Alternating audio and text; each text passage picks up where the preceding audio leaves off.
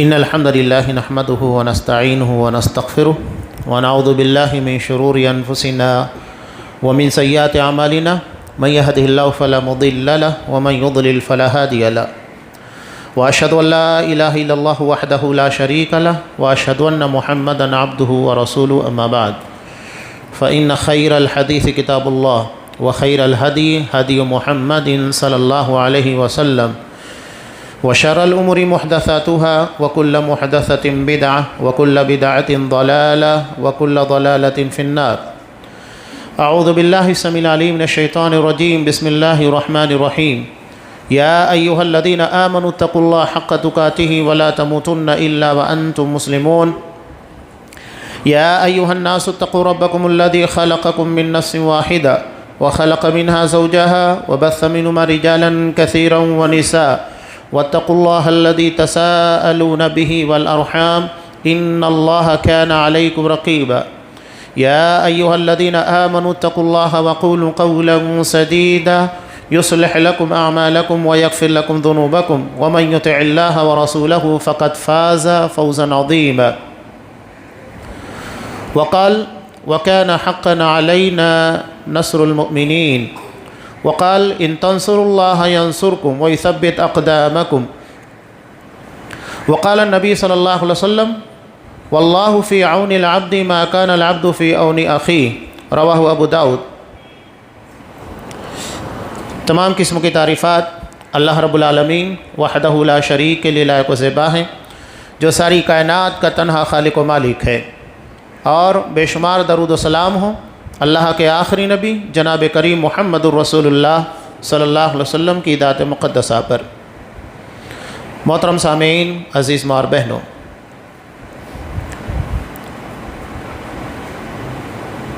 اللہ اپنے بندوں کو واسطے اور وسیلے کے ذریعے چیزیں عنایت فرماتا ہے، لیکن اللہ سے جب مانگنے کی ضرورت پیش آئے تو پھر وہاں کوئی واسطہ وسیلہ نہیں ہوتا ہے، لیکن اللہ بندوں کو جو چیزیں اس نے مانگی ہے ذریعے سے عطا کرتا ہے۔ اب مثال کے طور پر ایک شخص نے اللہ سے اولاد مانگی تو ایسا نہیں ہے کہ اللہ نے ڈائریکٹ آسمان سے اس کے لیے اولاد نازل کی، اس کے لیے وسیلہ اختیار کرنا پڑتا ہے۔ آپ کو شادی کرنا ہے، بیوی ہے، اللہ اس کے ذریعے آپ کو اولاد دے گا۔ یہی معاملہ مال کا ہے۔ اگر آپ مال کی اللہ تبارک و تعالیٰ سے دعا کر رہے ہیں تو ایسا نہیں ہے کہ آسمان سے نوٹوں کا تھیلا آپ کے لیے نازل ہو جائے، اس کے لیے آپ کو تجارت کرنا ہوگا، کاروبار کرنا ہوگا، نوکری کرنا ہوگا۔ یہ ذریعہ ہے جس سے اللہ آپ کو عنایت کرتا ہے۔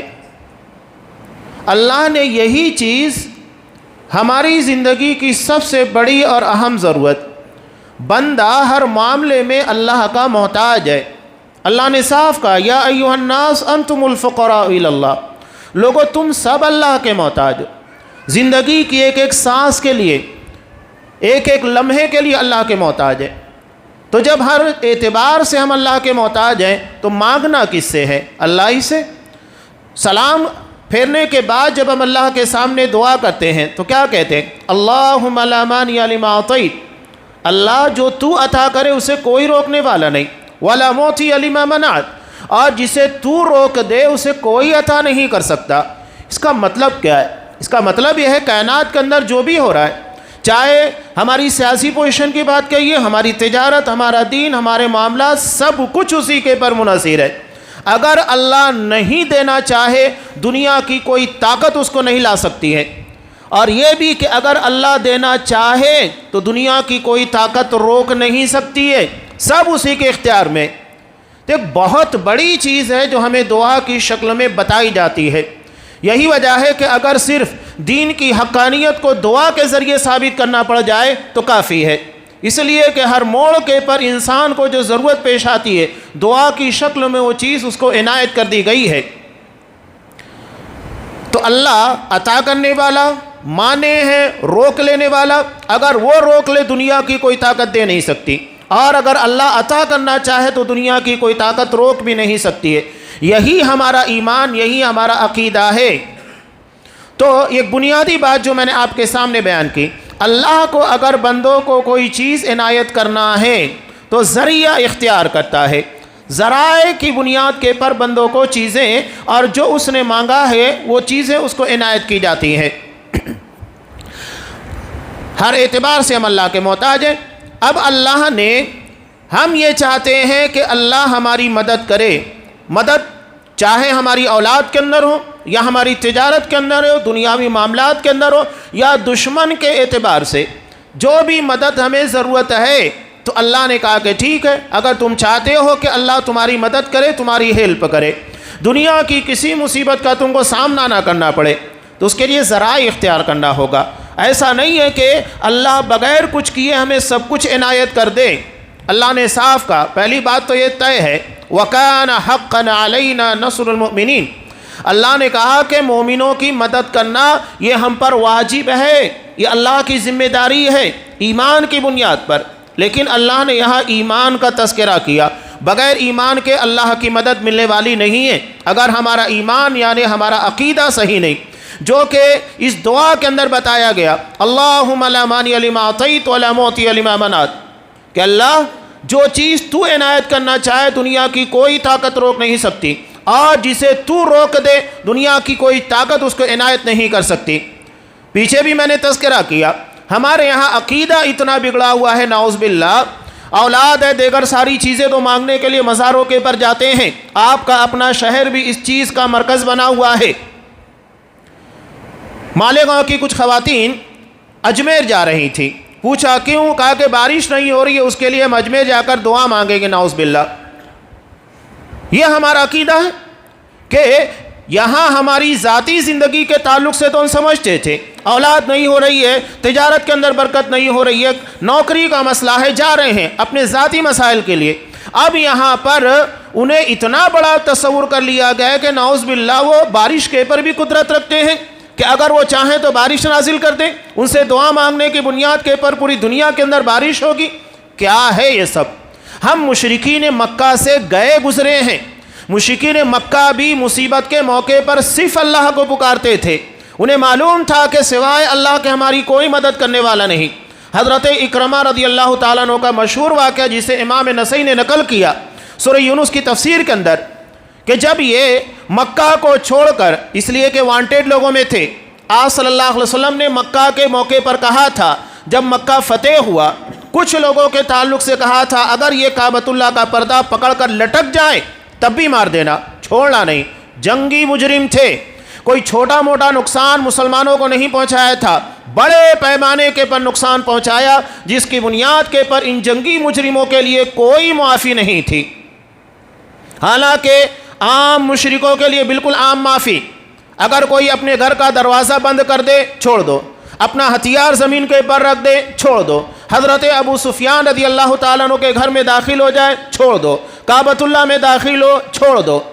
اتنا رحم و کرم کیا مسلمانوں نے کن لوگوں کے پر؟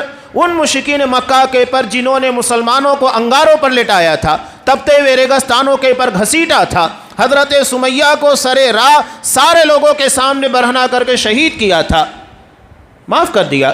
یہ ہے اسلام کی رحم دلی۔ لیکن حضرت اکرمہ جو کہ ابو جہل، یہاں ایک بات بڑی عجیب و غریب ہے، اگر آپ تاریخ کا مطالعہ کریں گے خاص طور سے سیرت کا، اللہ نے ان مشرکوں کو ایسی زمین تنگ کی حیران رہ جائیں گے۔ سورہ انبیاء میں اللہ نے ارشاد فرمایا، کیا وہ لوگ یہ نہیں دیکھتے ہیں ننقص الارض من اطرافها، زمین کو اس کے اطراف سے ان لوگوں کے لیے تنگ کر رہے ہیں۔ کیسے تنگ کیا؟ اللہ نے ان کی زمین ان کے گھروں کے اندر تنگ کر دی، اس لیے کہ بڑے بڑے دشمنان اسلام جیسا کہ ابو جہل ہے، ولید بن مغیرہ ہے، عتبہ ہے، شیبہ ہے، ربیعہ ہے، اللہ نے ان لوگوں کی اولاد کو ہی مسلمان بنا دیا، یعنی اب ان کی نسل کفر کی ختم ہو گئی، زمین تنگ کر دی گئی۔ اس سے بڑا المیہ کیا ہو سکتا ہے؟ آپ کو حیرت ہوگی، سیرت آپ جب پڑھیں گے، ایک اکیلی خاتون صحابیہ حضرت ام کلثوم رضی اللہ تعالیٰ عنہ، یہ کس کی بیٹی ہیں؟ عقبہ بن ابی معیط کی۔ وہی عقبہ بن ابی معیط جو نبی کریم صلی اللہ علیہ وسلم کے پر حالت سجدہ میں اوجھڑی لا کر ڈال دیتا ہے، آپ اس کی وجہ سے اپنا سر نہیں اٹھا پاتے۔ آپ کی بیٹی حضرت فاطمہ رضی اللہ تعالیٰ عنہ آتی ہے، اس کے بعد اس اوجڑی کو ہٹاتی ہیں، تب جا کر آپ صلی اللہ علیہ وسلم سر اٹھاتے ہیں۔ یہ عقبہ بن ابی معیط، اسی کی بیٹی حضرت ام کلثوم رضی اللہ تعالیٰ عنہ مسلمان ہوتی ہے، تنہا مکہ سے مدینہ ہجرت کرتی ہیں۔ یہ ہیں ہماری خواتین، اتنی بہادری، اتنی جسارت، تقریباً 600 سے 700 کلومیٹر کا سفر، اور آج کی طرح وہ سفر نہیں تھا، تنہا نکلتی ہے، ریگستانوں کو پار کرتے ہوئے مدینہ پہنچتی ہیں۔ تو اللہ نے ان لوگوں کی زمین تنگ کر دی۔ ولید بن مغیرہ، ان کے بیٹے حضرت خالد بن ولید رضی اللہ تعالیٰ عنہ مسلمان، کیا حالت تھی، اور ابو جہل ان کا بیٹا حضرت اکرمہ رضی اللہ تعالیٰ عنہ، یہ مسلمان ہوتے، زمین کو تنگ کر دیا گیا۔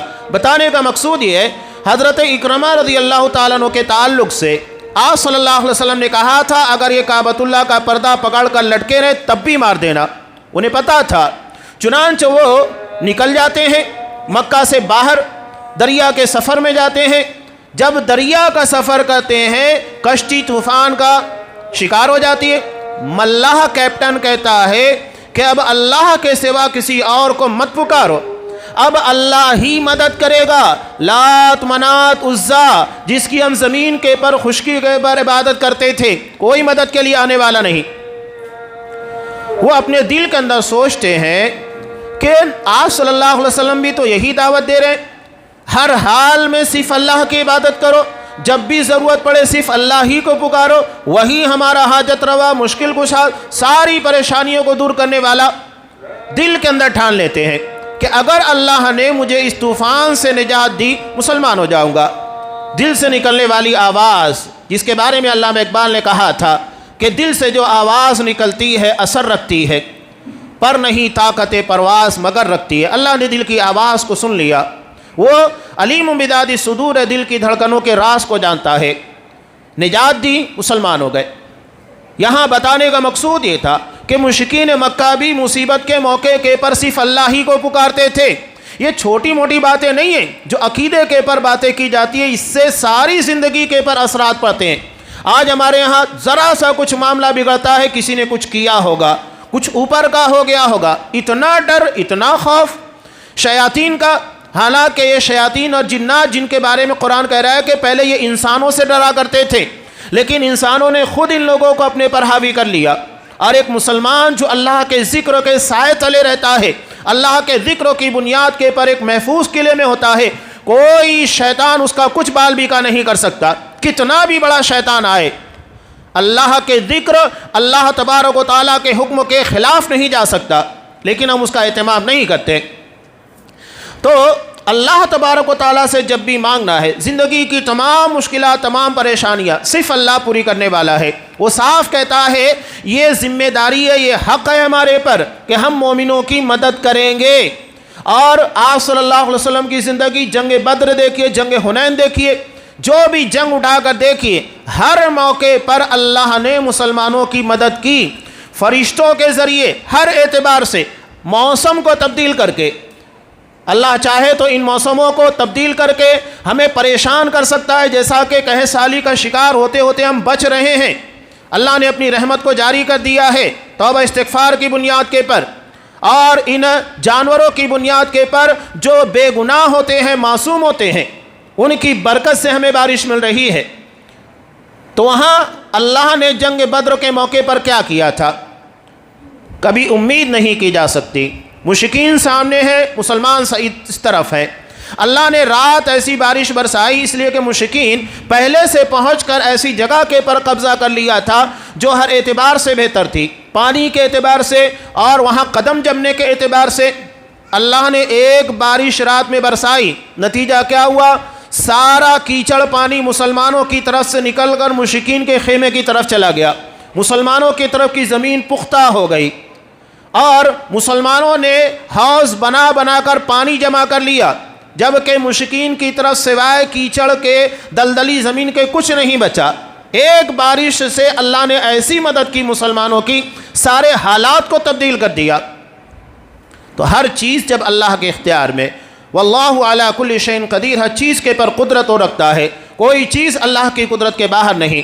تو اللہ ہی ہماری مدد کرنے والا، کسی بھی معاملے کے اندر، چاہے ہماری زندگی کے نجی معاملات ہو یا ہماری اجتماعی زندگی کے معاملات، جیسا کہ ابھی ہمیں استسقاء کی ضرورت پیش آئی، یا ہماری اپنی ذاتی زندگی کے بیماریاں ہیں، پریشانیاں ہیں، قرضوں کے معاملات ہو، کچھ بھی ہو، ہر چیز ہماری زندگی کی ایسی ہے جہاں پر ہم اللہ کے محتاج ہیں۔ اب جب محتاج ہیں تو اللہ مدد کرے گا، اللہ کے سوا کوئی مدد کرنے والا نہیں، لیکن اللہ نے مدد کے لیے شرط رکھی ہے۔ شرط کیا رکھی ہے؟ ان تنصروا اللہ ینصرکم، اگر تم اللہ کے دین کی مدد کرو گے، اللہ کی مدد کرو گے یعنی اس کے دین کے مطابق چلو گے تو اللہ تمہاری مدد کرے گا، ورنہ مدد کرنے والا نہیں ہے۔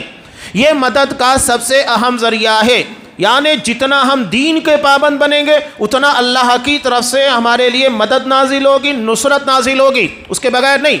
ہم یہ چاہیں کہ اللہ کے دین کو فالو بھی نہ کریں۔ ہمارے ہاں تجارت ہوتی ہے، تجارت کے اندر آپ دیکھیے افسوسناک طریقے سے جھوٹ بولا جاتا ہے، سود بیاج کے معاملات بالکل عام ہو چکے ہیں۔ ایک آدمی صاف کہتا ہے مجبوری ہے، گھر کے لیے لون لینا پڑتا ہے، تجارت کے لیے، بزنس کے لیے لینا پڑتا ہے، اس کے بغیر نہیں چلنے والا۔ آپ بتاتے کیا ہیں؟ بتانے کا مطلب یہ ہے کہ نعوذ باللہ اللہ نے جو دین نازل کیا ہے وہ ہمارے لیے کافی نہیں ہے۔ یہاں اللہ کا دین ناکام ہو گیا ہے، ہماری زندگی کے اندر رہنمائی نہیں کر رہا ہے۔ ہم بغیر سود لیے ہوئے غیر شرعی طریقہ اختیار کیے دین دنیا کے اندر ترقی نہیں کر سکتے۔ علامہ جی ہمارے ہاں اب جیسا کہ دیکھیں حکومت کی طرف سے معاملہ آتا ہے، 3 طلاق جو پہلے خلاف شریعت تھا اب اسے کرمنل لا کے اندر ڈال دیا گیا ہے، حالانکہ وہ کرمنل ہے ہی نہیں، وہ ہمارا نجی معاملہ ہے، لیکن اس کو کرمنل کے اندر ڈال دیا گیا ہے۔ یعنی آپ ایک مجرم ہیں کہ ایک مرتبہ 3 طلاق دیتے ہیں، اب یہاں 1 طلاق دینے کے بعد بھی آپ کے لیے مسائل ہیں۔ ایسا قانون لا کر کھڑا کر دیا گیا ہے کہ 1 طلاق دینے کے بعد بھی جب تک اس بچی کا نکاح، مطلقہ کا نکاح نہیں ہوتا ہے تو اس کے سابق شوہر کی ذمہ داری بنتی ہے کہ وہ خرچ پورا کرے، جبکہ شرعاً ایسا کچھ نہیں ہے۔ شرعی اعتبار سے جب تک عدت ہے تب تک کے نان نفقہ کا وہ ذمہ دار ہے، عدت کے ختم ہو جانے کے بعد اس کی کوئی ذمہ داری نہیں۔ لیکن اب لوگ کیا کرتے ہیں اپنے دنیاوی مفاد کے لیے، اب یہاں سارے لوگوں کی بات کر رہا ہوں، ایسا نہیں ہے کہ یہاں مسلکی اعتبار سے کچھ لوگ کرتے ہیں کچھ نہیں کرتے، سارے مسلمان اپنا مفاد ہے تو کیا کرتے ہیں، کیس کریں گے، کیس کرنے کے بعد اپنی بچی کو بٹھا کر رکھیں گے۔ ایسے معاملات سامنے آ رہے ہیں، افسوس ہوتا ہے، اور سامنے والے سے کھوٹی وصولتے ہیں، 5,000 10,000 جو بھی طے کر دی گئی ہے ماہانہ۔ اب وہ آدمی کے پاس پیسہ ہے نہیں ہے، مجبور ہے، وہ لا کر دے، اس کی ذمہ داری ہے، جبکہ شرعی اعتبار سے اس کا کوئی حق نہیں بنتا ہے۔ سالوں سال اپنی بچیوں کو بٹھا کر رکھیں، یعنی قانون کے نام کے پر کھلواڑ کیا جا رہا ہے، ناجائز فائدہ اٹھانے کی کوشش۔ اب قرآن مجید کی آیت کو سنیے، صاف اللہ کہتا ہے وَمَن لَّمْ يَحْكُم بِمَا أَنزَلَ اللَّهُ فَأُولَٰئِكَ هُمُ الْفَاسِقُونَ، جو اللہ کی نازل کردہ شریعت کے مطابق فیصلے نہ کرے وہ فاسق ہے، قرآن کہتا ہے کافر ہے، قرآن کہتا ہے ظالم ہے۔ ہم جس عمرے میں آئے اگر ہم انکار کرتے ہیں، نہیں شریعت نے جو احکامات بتائے عدت کے تعلق سے ہم اس کو نہیں مانتے، کھلا انکار کرتے ہیں، کافر۔ آپ مانتے ہیں، ماننے کے باوجود بھی آپ اس کے پر عمل کر رہے ہیں خلاف شریعت کام کے پر، تو آپ فاسق ہے۔ اور اگر آپ خلاف شریعت کام کرنے کے ساتھ کسی پر ظلم کر رہے ہیں تو ظالم ہے۔ تو قرآن ہر اعتبار سے کہہ رہا ہے اللہ کے حکم کے خلاف جانے کے بعد کبھی کوئی کافر ہوتا ہے اس کا انکار کرنے کی بنیاد پر، اور اس کے پر ایمان رکھنے کے باوجود اس کے خلاف کام کرنے والا فاسق ہوتا ہے، اور اس کی بنیاد پر دوسروں پر ظلم کرنے والا ظالم بن جاتا ہے۔ تو کہاں ہم اللہ کی مدد کر رہے ہیں؟ کورٹوں کے اندر ہمارے جو معاملات ہیں کس بنیاد پر؟ اس کا مطلب یہ ہے کہ ہمیں ہماری شریعت منظور نہیں ہے، تبھی ہم جا کر غیر اللہ کے سامنے اور غیروں کے دستور اور اصولوں کے مطابق ہمارے نجی مسائل حل کریں گے۔ آج صلی اللہ علیہ وسلم صحابہ کے مسائل آتے تھے، صرف اتنا کہتے، بخاری کی روایت ہے نا کہ ہو سکتا ہے تم میں کا کوئی شخص چرب زبان ہو اور اپنی چرب زبانی کی بنیاد کے پر جو فیصلہ اس کے حق میں نہیں ہونا چاہیے منوا کر لے کر چلا جائے۔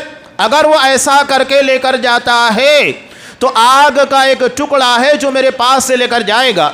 دونوں صحابی نے کہا کہ اللہ کا رسول و زمین ہماری نہیں ہے۔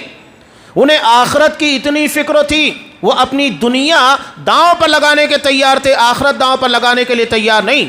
آج ہماری آخرت کے معاملات اتنے کمزور پڑ چکے ہیں کہ ہم اپنی آخرت کو جگہ جگہ پر داؤں پر لگاتے ہیں، دنیا کو نہیں۔ دنیا میں جو ہونا چاہیے سب مل جائے، آخرت میں اللہ بڑا بخشنے والا، بڑا رحم و کرم کرنے والا دیکھ لیں گے۔ ہمارے یہاں یہ چیزیں بھی بدعقیدگی کی بنیاد پر پیدا ہوتی ہے۔ میں نے پیچھے کئی مرتبہ کہا، لوگوں کو درود بتا دیا گیا ہے کہ آپ جمعہ کے بعد پڑھیے، 80 سال کے گناہ معاف ہو گئے۔ شب برات جو کہ شریعت سے ثابت نہیں، آپ اس میں عبادت کیجئے، سال بھر کے گناہ معاف۔ اب اس سے نتیجہ کیا نکلتا ہے؟ لوگ کہتے ہیں کہ سارے گناہ معاف ہو گئے، کچھ بھی کرو، یا اگر ہم نے کچھ کیا بھی ہے سب معاف ہو جائیں گے۔ یعنی ہم غیر محسوس طریقے سے لوگوں کو گناہ کی طرف مائل کرتے ہیں۔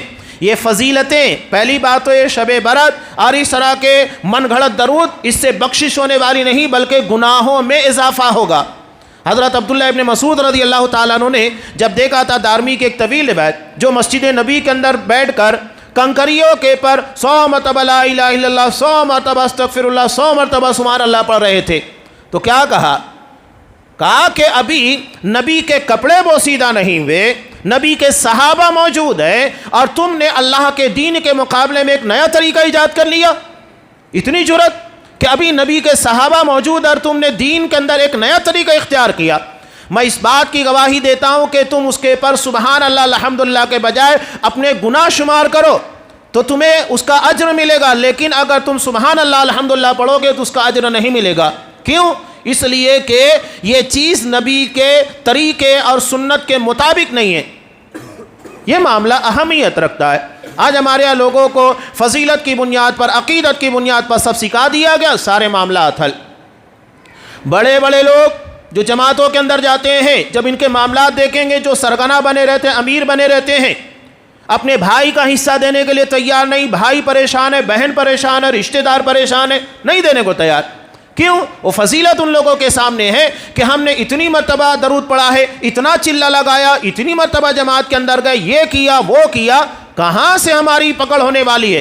جبکہ ان لوگوں کو یہ نہیں بتایا گیا کہ آپ صلی اللہ علیہ وسلم نے لوگوں کے سامنے خود کو پیش کیا تھا اپنی زندگی کے آخر ایام میں کہ اگر میں نے کسی کا کچھ لیا ہے، آج موجود ہوں، وہ اپنا بدلہ لے لے، قرض ہے تو اپنا قرض لے لیں۔ ایک صحابی کھڑے ہوئے کہا کہ اللہ کا رسول، میرے 3 درہم آپ کی طرف باقی ہیں۔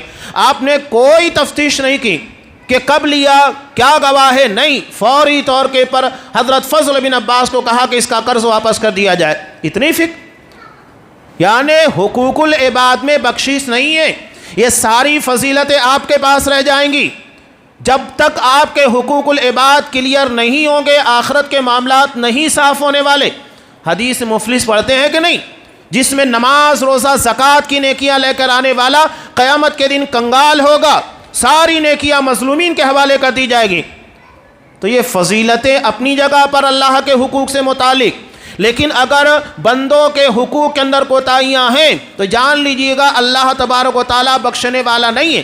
تو صاف اللہ کہتا ہے ان تنصر اللہ ینصرکم، اگر تم اللہ کی مدد کرو گے، یعنی اللہ کے دین کے مطابق چلو گے، تب اللہ کی مدد آئے گی، ورنہ مدد آنے والی نہیں۔ نیز نبی کریم صلی اللہ علیہ وسلم نے ارشاد فرمایا واللہ فی عون العبد، بندہ جب تک اپنے بھائی کی، بندوں کی مدد کرتا ہے تب تک اللہ اس کی مدد کرتا ہے۔ ہم یہ چاہتے ہیں اللہ کی طرف سے مدد ملے، بغیر اس کے ہماری زندگی کا کوئی معاملہ چلنے والا نہیں، تو ہمیں اپنے جیسے بھائیوں کی مدد کرنا ہوگا۔ بہت سارے ذرائع ہیں، ایک بڑا حقیقی واقعہ آپ کے سامنے بیان کر رہا ہوں مالیگاؤں کا۔ 2 بھائی تھے، حصہ ترکہ ہونے کے بعد ایک بھائی بڑی ترقی کیا، اتنی ترقی کیا کہ سال میں جب موقع ملتا عمرہ کے لیے جا رہا ہے، حج کے لیے جا رہا ہے، لیکن دوسرا بھائی جو تھا مالی اعتبار سے انتہائی کمزور ہو گیا، لیکن یہ مالدار اس کی طرف توجہ بھی نہیں دیتا، یہ نہیں کہ رشتہ داری کی بنیاد پر اپنے بھائی کی مدد کرے۔ نتیجہ یہ ہوا کہ دونوں بھائیوں کے درمیان رنجشیں پیدا ہو گئی، تعلقات ختم ہو گئے، رشتہ داری ٹوٹ گئی۔ ایک مرتبہ جب وہ عمرے کے لیے جا رہا تھا تو ایک عالم صاحب نے اس کو وہی سمجھایا کہ دیکھو اللہ نے تمہیں توفیق دی، ایک نہیں تم نے کئی مرتبہ عمرہ کیا، کئی مرتبہ حج ادا کر چکے ہو، اب اتنی مرتبہ حج عمرے کی ضرورت کیا ہے؟ ایک مرتبہ آپ نے ادا کیا، فرض ادا ہو گیا۔ اب ایک کام کرو، یہی پیسہ تم اپنے بھائی کو دے دو جو تم عمرے کے لیے لگانا چاہتے ہو، اس کی مدد ہو جائے گی۔ دل نرم پڑا، جا کر اپنے بھائی کی مدد کی، وہ پورا خرچ جو اپنے حج یا عمرہ کے لیے استعمال کرنے والے تھے دے دیا۔ نتیجہ کیا ہوا؟ نتیجہ یہ ہوا کہ وہی بھائی جو اپنے بھائی کے تعلق سے شکایتیں کرتا تھا، شکوے شکایت بند ہو گئی، اور اسی کے لیے دعا کے الفاظ زبان سے نکلنے لگے، اور اس کی تجارت، اس کی معیشت اپنی جگہ پر بڑی رقم کے ملنے کے بعد مضبوط ہو گئی، اس کے مسائل حل ہو گئے۔ یہ ہماری زندگی کے اندر ترجیحات ہوتی ہے، کہاں پر آپ کو خرچ کرنا، یہ بھی اہمیت رکھتا ہے کہ کہاں پر کس موقع کے پر۔ نفل ہے، ٹھیک ہے، اللہ نے آپ کو توفیق دی ہے، کوئی مسئلہ نہیں ہے، تو آپ حج کے پر حج ادا کیجئے، عمرہ پر عمرہ کیجئے، لیکن ایک مرتبہ ادا کرنے کے بعد ضروریات دیگر جگہوں کے پر ہے تو آپ وہاں پر خرچ کیجئے۔ تو یہ اللہ کی طرف سے مدد کا بہت بڑا ذریعہ ہے۔ علامازی اللہ تبارک و تعالی، نبی کریم صلی اللہ علیہ وسلم نے یہاں پر جو کہا بندوں کی مدد کرنا، یہی تو وجہ تھی جو حضرت خدیجہ رضی اللہ تعالیٰ عنہ آپ کو کہتی ہیں۔ جب آپ صلی اللہ علیہ وسلم پہلی وحی کے نزول کے بعد گھبرائے ہوئے آئے تھے تو کیا کہا تھا؟ یہ ہے خواتین کا کردار اپنے شوہر کے ساتھ، بہت اہم کردار ہوتا ہے خواتین کا۔ یہ ہماری آدھی آبادی نہیں بلکہ شوہر کی نفسیات، اس کے معاملات کے پر سب سے گہرا اثر رکھتی ہیں۔ خواتین کا کردار آپ دیکھیے تو حیران رہ جائیں گے۔ حضرت خدیجہ نے جتنا سہارا نبی کریم صلی اللہ علیہ وسلم کو دیا شاید کسی نے دیا، اپنی پوری تجارت، پوری دولت دین اسلام کے لیے وقف کر دی، سب کچھ لگا دیا دین اسلام کے لیے۔ حضرت خدیجہ کیا کہتی ہے؟ کلا لا یخزیک اللہ ابدا، ہرگز نہیں، اللہ آپ کو ضائع نہیں کرے گا، اس لیے کہ آپ بے سہارا لوگوں کو سہارا دیتے ہیں، یتیموں مسکینوں کا ملجا و ماوا ہیں، اللہ آپ کو کیسے ضائع کرے گا؟ یعنی دوسروں کی مدد کرنے کو اللہ کی طرف سے نصرت کا ذریعہ بتایا۔ یہ بہت اہم ذریعہ ہے، بہت سارے ذرائع ہیں آپ استعمال کر سکتے ہیں جو آپ کی نظر میں آئے، یہ بہت اہم چیزیں ہیں جو یہاں بتائی جا رہی ہیں۔ تو کہا کہ اللہ آپ کو ضائع نہیں کرے گا، آپ لوگوں کی مدد کرتے، بے سہارا، یتیم ہے، مسکین ہے، بیوہ ہے۔ آپ صلی اللہ علیہ وسلم نے بیواہوں کی کفالت، ان کے لیے فنڈنگ کرنے والا، ان کی مدد کے لیے فنڈ جمع کرنے والا، اس کے بارے میں کیا کہا؟ کل مجاہد فی سبیل اللہ، اللہ کی راہ میں جہاد کرنے والے کی طرح، اتنا بڑا اجر و ثواب ہے، اس لیے کہ یہ کام آسان بھی نہیں ہوتا، لوگوں کی طرف سے تان و تشریح کی باتیں سننی پڑتی ہے، بہت ساری باتیں آتی ہیں، آسان کام نہیں ہے، اور اسے مسلسل کرنا ہے، یہ نہیں کہ ایک مرتبہ دے دیا کافی ہے، مسلسل یہ چیز لگی ہوتی ہے، کرتے رہنا پڑتا ہے۔ تو یہ بہت بڑا ذریعہ ہے اللہ کی طرف سے مدد کا۔ واللہ فی عون العبد ما کان العبد فی عون اخی، اللہ بندے کی مدد اس وقت تک کرتا رہتا ہے جب تک کہ اپنی بھائی کی مدد کرتے رہتا ہے۔ تو یہ ایک اہم ذریعہ ہے اللہ کی طرف سے نصرت کا۔ علاوہ دین کے تعلق سے جو باتیں خود اللہ تبارک و تعالیٰ نے کہی کہ اللہ مدد کب کرتا ہے؟ وَلَيَنْصُرَنَّ اللَّهُ مَن يَنْصُرُ، یقیناً اللہ ان لوگوں کی مدد کرتا ہے جو اللہ کی مدد کرتے ہیں، یعنی اس کے دین کے مطابق چلتے ہیں، جن کے بارے میں اللہ نے کہا الَّذِينَ إِن مَّكَّنَّاهُمْ فِي الْأَرْضِ، اللہ جب ان کو زمین کے پر حکومت ہے، اقتدار ہے، اور ان لوگوں کو دنیا کی حکومت عطا کرتا ہے، تو یہ لوگ کیا کہتے ہیں؟ اقاموا الصلاۃ، سب سے پہلی چیز نماز کو قائم کرتے ہیں، وآتوا الزکاۃ، زکوٰۃ ادا کرتے ہیں، وامروا بالمعروف، بھلائیوں کا حکم دیتے ہیں، ونہوا عن المنکر، اور برائیوں سے روکتے ہیں۔ یہ چار اہم چیزیں ہیں اللہ کی طرف سے نصرت اور مدد کے ذرائع، نماز کا قائم کرنا، زکوٰۃ ادا کرنا۔ نماز اللہ کے حقوق میں سے، آپ صلی اللہ علیہ وسلم کو جب بھی کسی بھی قسم کی مصیبت پریشانی آتی، مسجد نبی کے اندر آتے، 2 رکعت نماز ادا کرتے، اللہ سے دعائیں مانگتے۔ ایک مرتبہ آپ نے دیکھا کہ کالی گھٹائیں چلی آ رہی ہیں، گھبرا گئے، مسجد نبی کے اندر آئے، نماز ادا کرنے کے بعد اللہ سے دعا مانگی، جب وہ کالی گھٹائیں چھٹ گئیں اس کے بعد آپ آئے۔ صحابہ نے کہا کہ اللہ کا رسول، اس میں ایسی کون سی گھبرانے والی بات تھی؟ کہا کہ تم نہیں جانتے، انہی کالی گھٹاؤں کی وجہ سے اللہ نے قوموں کو تباہ اور برباد کر دیا۔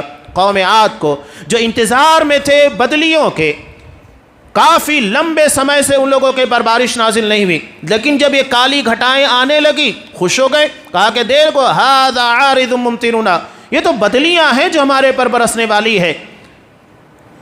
حضرت ہود علیہ السلام نے کہا کہ نہیں، بل ہوا مستعجلتم بھی، یہ تو وہ ہے جس کے بارے میں تم گھائی مچا رہے تھے، جلد بازی کر رہے تھے، عذاب ہے، اور انہی بدلیوں سے ان لوگوں کے پر پتھروں کی بارش ہوئی، پوری قوم کو تباہ برباد کر دیا گیا۔ کہا کہ ڈر لگتا ہے جب ان بدلیوں کو دیکھنے کے بعد جب بھی کوئی پریشانی مصیبت ہے آپ مدد لیا کرتے تھے نماز کے ذریعے۔ قرآن بھی کہتا ہے استعینوا بالصبر والصلاۃ، صبر اور نماز کے ذریعے اللہ سے مدد طلب کرو۔ یہ ذریعہ ہے اس لیے کہ ہم اللہ کی بندگی، اللہ کی عبادت کریں گے، اللہ کی طرف سے نصرت نازل ہوگی۔ زکوٰۃ یہ بندوں کی آپس کی سب سے اہم ضرورت ہے، یعنی اللہ کا حق، بندوں کا حق۔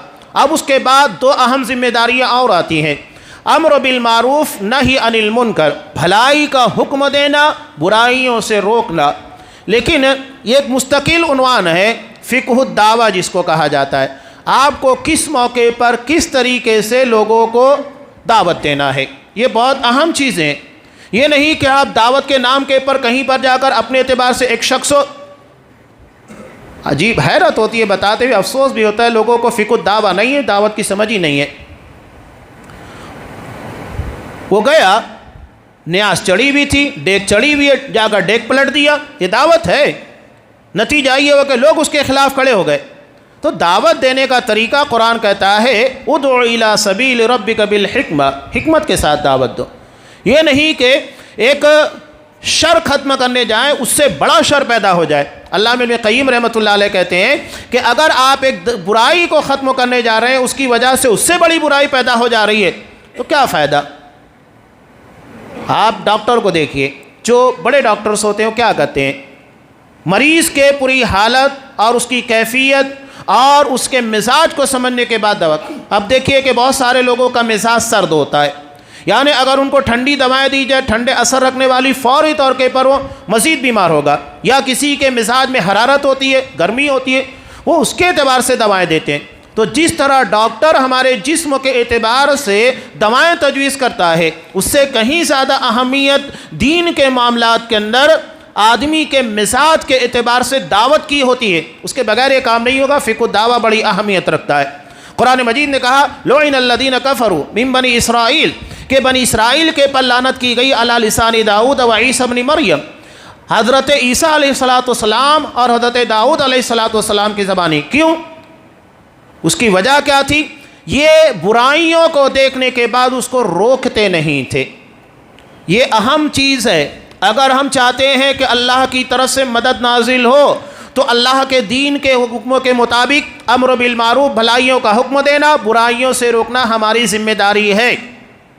بلکہ آپ صلی اللہ علیہ وسلم نے ارشاد فرمایا، ترمذی کی مشہور روایت، کہ قسم کھاتے ہوئے کہتے آپ صلی اللہ علیہ وسلم قسم کھاتے ہوئے کہتے ہیں لَتَأْمُرُنَّ بِالْمَعْرُوفِ، بھلائیوں کا حکم دیتے رہو، وَلَتَنْهَوْنَ عَنِ الْمُنْكَرِ، اور برائیوں سے روکتے رہو۔ اگر تم نے ایسا نہیں کیا، أَوْ لَيُوشِكَنَّ اللَّهُ أَن يَبْعَثَ عَلَيْكُمْ عِقَابًا مِّنْهُ، اللہ اپنی طرف سے تمہارے پر ایسا عذاب نازل کرے گا کہ تم اللہ سے دعائیں مانگو گے، اللہ تمہاری دعا قبول نہیں کرے گا۔